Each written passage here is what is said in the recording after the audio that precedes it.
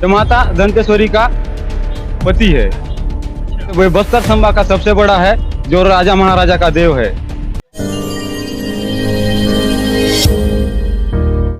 विश्व प्रसिद्ध बस्तर दशहरा अपने समापन की ओर है और जगदलपुर शहर का माहौल अभी किसी मेले से कम नहीं है, क्योंकि बस्तर दशहरा की प्रसिद्धि देश सहित विदेशों में भी है। और यहाँ पर जो तमाम प्रकार की जो रस्म है, वो रस्म भी लगातार होती जा रही है, एक के बाद सारी रस्म होती जा रही है। और यहाँ की जो संस्कृति है, यहाँ की जो परंपरा है, उस परंपराओं के बीच में भी बहुत से ऐसे रस्म हैं जिस रस्म के बारे में मुख्यतः जो छोटे छोटे रस्म होते हैं वो उसके बारे में भी बहुत सारे लोगों को जानकारी नहीं होती है।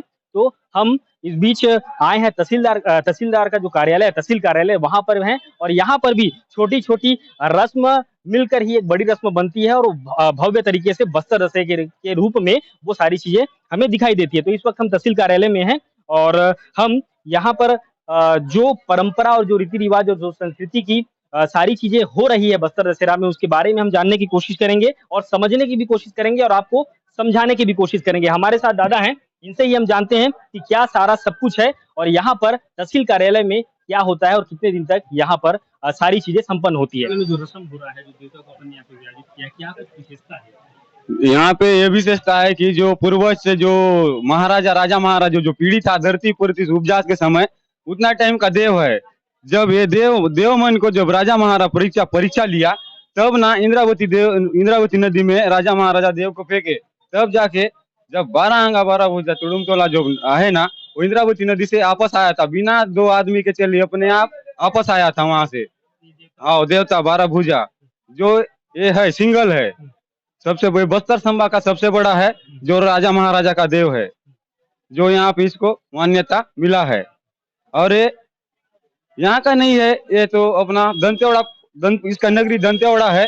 लेकिन अपना जो पूर्वज है वो दरबा में आके बैठे, 12 पाल चिंदावड़ा रामपाल पारा में आके बैठे, तब से वहाँ पूजा पाठ हो रहा है इसका। वहाँ पे जगह दी है, वहाँ पे ना विधि विधान के साथ ये सब देवदामी हो रहा था।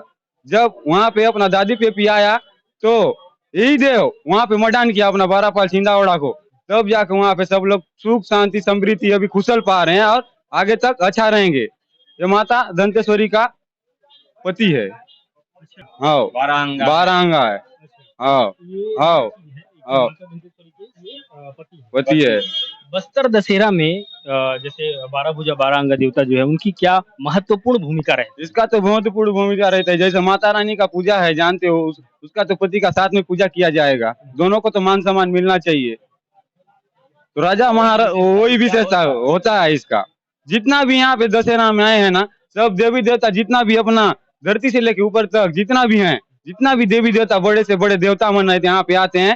और जितना ये दशहरा को अच्छी से अच्छे संपूर्ण होए बोल के ना उसको बनाते हैं। और जितना भी यहाँ पे दंड दुख कष्ट जितना भी होता है वो सबको दूर करता है सब पूजा पाठ करने से। तो आप देखेंगे कि बस्तर दशहरे में अलग अलग प्रकार की रस्म हमें देखने को मिल रही है। कई ऐसी रस्म हैं जिनके बारे में आपको जानना भी जरूरी है, हमें जानना भी जरूरी है, आपको समझाना भी जरूरी है, समझना भी जरूरी है। तो अंगा देवता के बारे में पूरी जानकारी दी कि दंतेश्वरी माता की पूजा करने से पहले अंगा देवता की आराधना की जाती है और जो काम प्रशासन और पुलिस के हाथ के ऊपर हो जाता है और उनको कुछ समझ नहीं आता, उनके हाथ में सारी चीजें नहीं आ पाती है, तो जो श्रद्धालु होते हैं वो अंगा देवता के समीप जाते हैं, अपनी मांग रखते हैं और अपनी समस्या को अंगा देवता के समक्ष रखते हैं, तो उनकी समस्या जो है दूर हो जाती है। तो ऐसे ही तमाम प्रकार की दशहरा से जुड़ी खबरों को देखने के लिए आप हमारे चैनल को सब्सक्राइब करिएगा और ज्यादा से ज्यादा लोगों तक शेयर करिएगा। धन्यवाद।